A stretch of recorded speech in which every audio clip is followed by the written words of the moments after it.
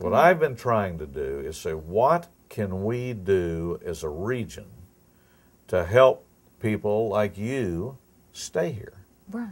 Or bring more jobs, or put us on the map to bring things here.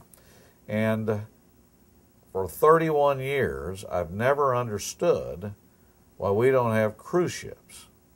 Wow.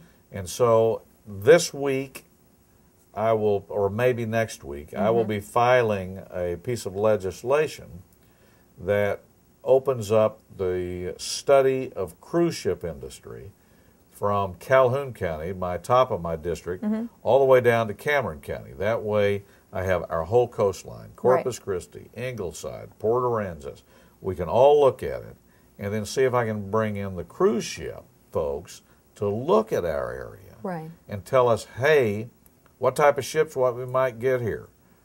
Because if we could do this, think about transportation that would come here. Talk about, you've got San Antonio, you've got Austin, you have northern Mexico, you have the valley, you have the coastal bend. All that region feeds in. Right. So if I can get the study going, I can get the cruise folks in, I can plug San Antonio and the valley and northern Mexico in, because that's our shopping area. Right. That's our tourism. And if we can do that, I think you'll start seeing a new shaping of the coastal bend.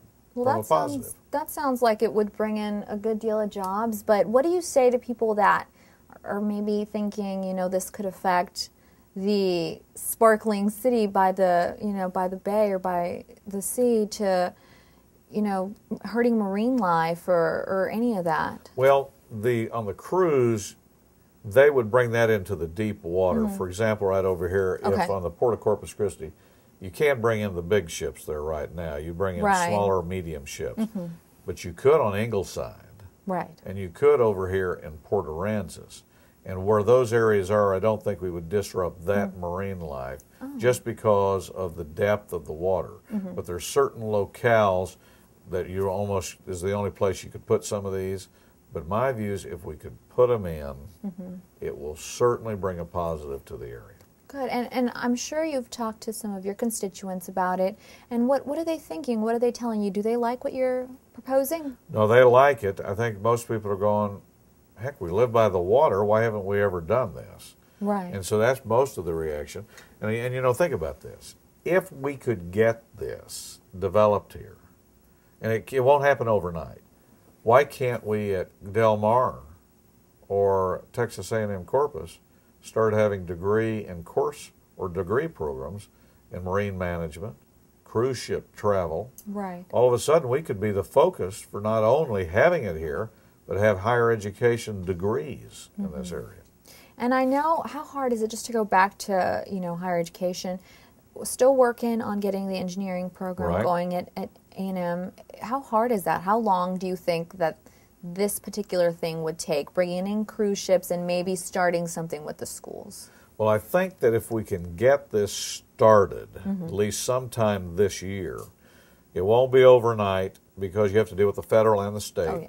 But my view is if over the next couple of years we could get interest and get it generated, I think it'll come fairly soon.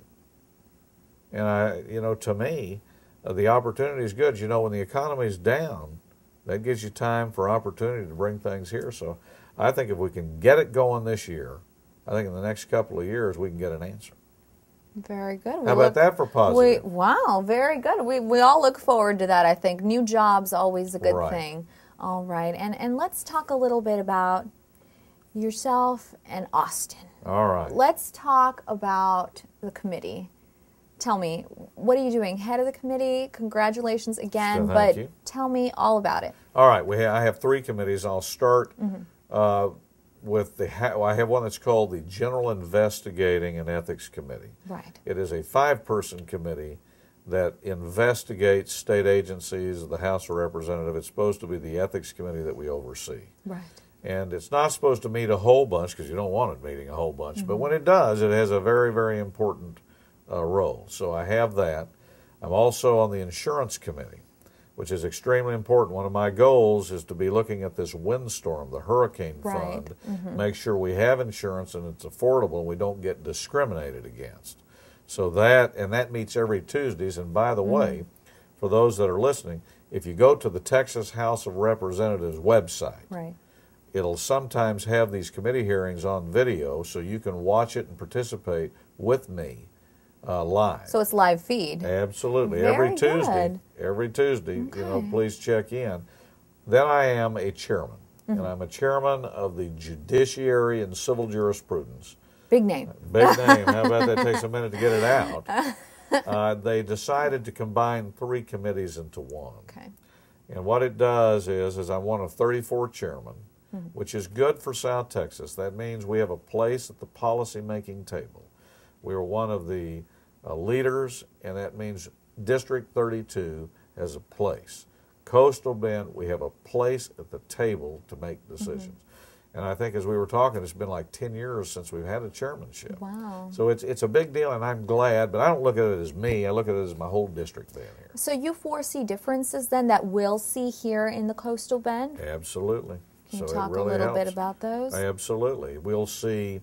We can, for example, being part of the policymakers now, let's say that we want to look at public education. Right. Let's say I know we have a lot of teachers that are going to watch yeah. that don't like the tax test. I don't like the tax test. That is a taboo subject, let me tell you. man. I'm not a fan personally. I hope I didn't step on anybody's toes, but I know a lot of teachers that aren't fans as well. Oh, let me tell you, I think it's just a commercial way of making money from an outside corporation.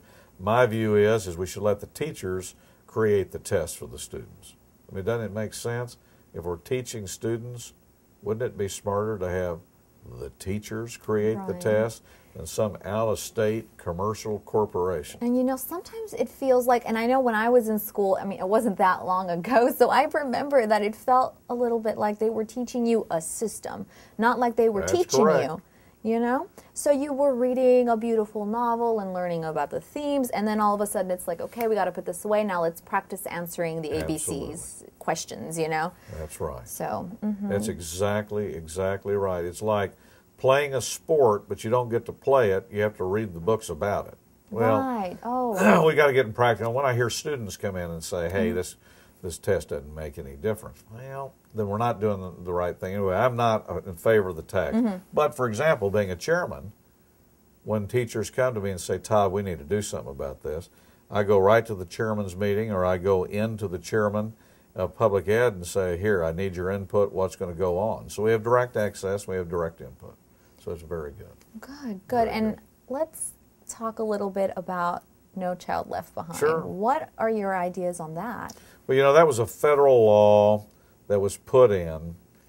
The thing is it was at a high level. Now it's kind of not as much focus. Right. And so I think what you're going to see on No Child Left Behind is many of the theories are still there, but you have a new federal administration, and you have basically new developments in the state. So I think the principles are good, but I think you're going to see them probably developed a little bit differently right now. Right, because as I understand it, and please tell me if I'm misunderstanding this, but No Child Left Behind, after a certain amount of time, I'm not sure how much, you're supposed to get everybody passing all the time, getting great grades, and that seems a little unreasonable and impossible to me. Well, they have a lot of those goals and a lot of the theories, but to me, where we need to be right now is focusing on just common sense education. Right. And not overload the system with paperwork. I would like to let our teachers teach. Right. I'm a big advocate. My mother's a retired teacher, so lobbyists aren't all that bad again for Joe. But my mother is a big supporter of the teachers, and of course, Right. you'll see most of my activity going pro-teacher. But if No Child Left Behind principles stay, and as long as we're protecting our educators, then we'll get some good education laws.